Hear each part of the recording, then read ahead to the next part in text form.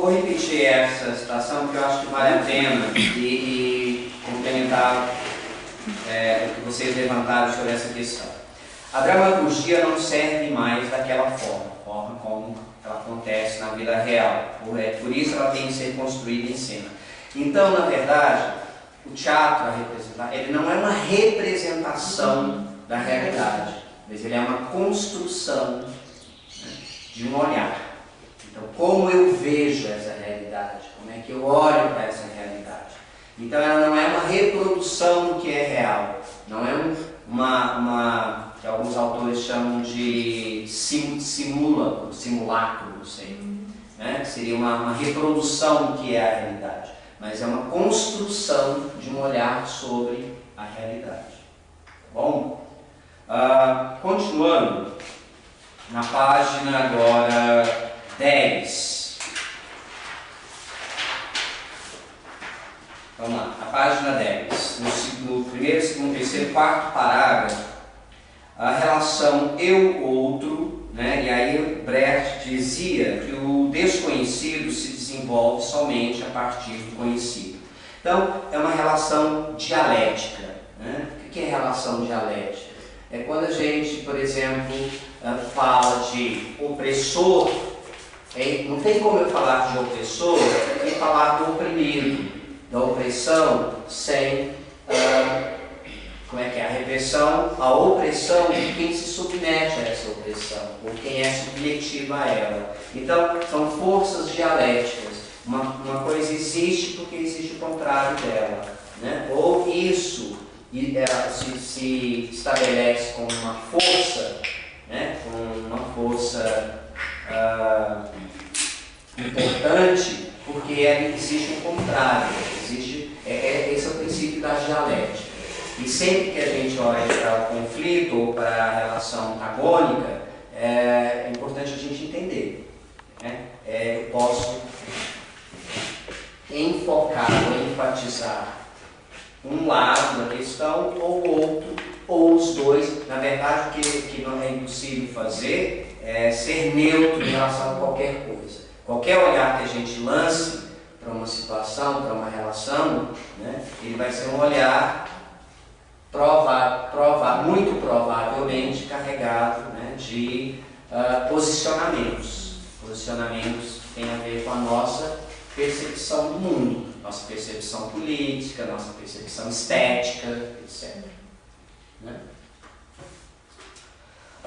E um pouquinho mais no finalzinho, no último parágrafo, em 1939, Walter Benjamin escreve sobre o abismo que separa os atores do público.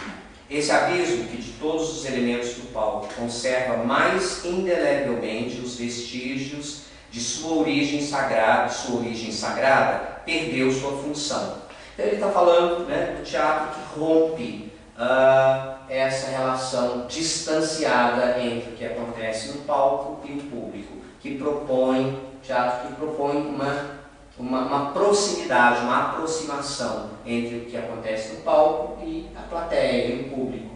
Né? Isso tem muito a ver com o contexto que esse teatro é inserido, né? Porque no final do século XIX, meados, a Europa as ideias socialistas estão crescendo, né? Então quer destituir aquela ideia de teatro burguês que coloca uma ideia que todo mundo recebe e diga assim, não, pelo contrário, quer que as pessoas participem daquilo, porque muita coisa que vai ser colocada ali é para chamar a atenção, é para mostrar outras possibilidades de mudança social. Então a pessoa tem que participar, ela não pode ser só um receptor, também na vida real, né? Não é só lá enquanto centro, mas ela tem que agir, ela tem que se mostrar, ela tem que se fazer participativa.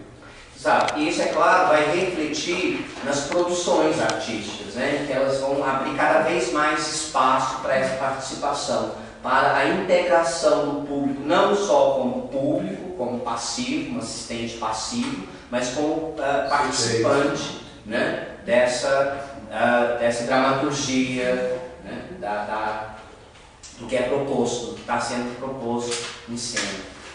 Bom, seguindo na página 11, no primeiro, segundo, terceiro, quarto parágrafo, no finalzinho do quarto parágrafo, Para o autor, o teatro não se propõe a desenvolver ações, mas representar condições. Não reproduzir condições, mas descobri-las. Então, isso novamente tem a ver com a não reprodução, mas a construção de um olhar. A gente precisa estar sempre consciente disso. A gente não está reproduzindo alguma coisa quando a gente leva para o palco, porque já não é mais uma situação real, né? É uma situação já de criação. E isso mostra a função do teatro, né? Então, a partir disso que você falou, mostra a função dele, que é a questão social, né? Sim, também, né? Claro. Na página 12, no finalzinho da primeira citação, é no indivíduo que se assombra que o interesse desperta. Só nele se encontra o interesse em sua forma originária. Novamente, a gente entender que aquele exemplo que eu dei. Se você tem um acontecimento qualquer na rua, em que vários transeuntes passam e ignoram aquele acontecimento, se ele é levado para o palco, aquela mesma situação, aquela mesma condição, provavelmente vai despertar um interesse muito grande. Porque ele está acontecendo. Primeiro que ele está acontecendo num lugar em que supostamente não é um lugar para isso acontecer, né? Então esse estranhamento, esse desconforto, né, que é causado muitas vezes propositadamente para que as atenções se voltem para aquele acontecimento. Então, mesmo que você leve supostamente uma situação real que acontece no dia a dia na rua para o palco, ele já não é real mais. Ele já tem toda uma conotação, né, de construção, de olhar, de foco. No finalzinho da página, mas a proposta é que o teatro que se propõe a dialogar com a dialética pode vir a se diferenciar do aspecto puro de ficção.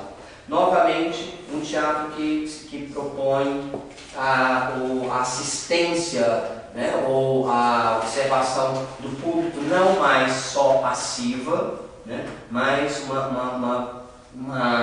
um público que tem uma participação dialética com o que ele está assistindo, que ele possa se ver no que está acontecendo, né? Se ver esse antagonismo, nesse conflito que está sendo mostrado, de um lado ou do outro desse conflito.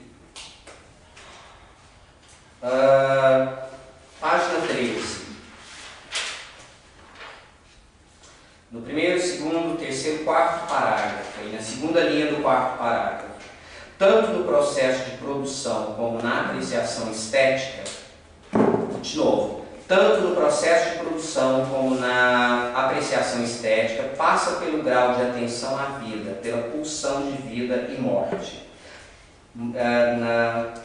Mais no finalzinho, mais um pouquinho adiante, passa obrigatoriamente pelo olhar, pela educação do olhar e pelas concepções e formações de quem olha e é olhado por outrem. E ainda daquilo que é olhado e como é olhado. Tá? Então, novamente, né, reforçando, e eu acho que introduz um elemento interessante aqui, que o olhar também é construído, né? Que ele é construído, educado. Quando ele diz educado, a professora Natácia diz educado aqui, claro que está se referindo à construção. Então, quanto mais eu posso aprofundar e ampliar o meu olhar, mais antagonismos, por exemplo, mais dialética eu posso ver numa situação aparentemente natural ou normal, né? Dependendo do meu olhar, eu posso identificar conflitos, antagonismos, questões políticas, sociais, culturais, estéticas no que eu estou vendo. Não é, Penha? Pois é. Bom, na página 14, um pouquinho de Bakhtin. Interessante é o desprendimento do autor em dizer que a arte pode vir a ser atrevida e patética quando tenta responder pela vida, porque a resposta é sim, nós temos arte, diz a vida. Então a arte não substitui a vida, não representa a vida, não limita a vida. Acho que é importante a gente entender isso. A vida é muito maior, a vida é muito mais ampla. Porque, e acho que a pretensão de representar a vida na arte, ela não sei, é uma opinião pessoal, ela empobrece a vida. Na verdade, você está exatamente, você está apresentando ali um olhar, como eu vejo isso, como isso é, mas é como eu vejo. A gente pode até fazer uma analogia. Dentro da história tem um pesquisador, Michel Dissertot. Ele fala que a gente não trabalha com verdade dentro da história, mas com possibilidades de verdade, verossimilhança. A arte e a vida seria mais ou menos, se possível, essa analogia. Da mesma forma, a gente não trabalha com a vida como um todo, como você colocou, a gente trabalha com recortes, com momentos que eu percebo dentro dali, que eu penso ali e vou retratar e vou criar a minha ideia sobre aquele momento, mas a vida como um todo não. Exatamente. Bom, um pouquinho mais adiante, na página 16, no primeiro, segundo, terceiro, quarto parágrafo, aí na metade do quarto parágrafo, o teatro exige que se chegue a lugares onde a palavra escrita e dita por si só não chegaria, porque admite-se cada pessoa cria imagens, palavras que existem no plano virtual. Então isso é importante quando vocês me perguntaram se a dramaturgia que vocês vão criar a partir da cena que vocês vão registrar, ela precisa ter texto? Não necessariamente. Eu posso criar uma cena com ações sem texto, com gestualidade, eu posso criar bonecos, eu posso criar, enfim, cenários, eu não preciso. A palavra é mais um recurso que a gente tem, não é o mais importante na dramaturgia. Existem peças, existem cenas sem texto. Eu posso ter imagens, posso ter gestualidade, posso ter ação sem fala. É isso?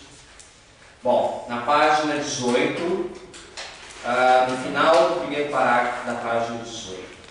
Todos aqueles que estão trabalhando em uma montagem performam o texto e o constituem como um autor coletivo. Isso é muito importante, a gente entender que a dramaturgia ela está em processo constante de construção. É fundamental a gente entender isso, porque o que o autor dramático escreve é só parte da dramaturgia. Ela vai se constituir, ela vai continuar sendo construída a partir da montagem da peça.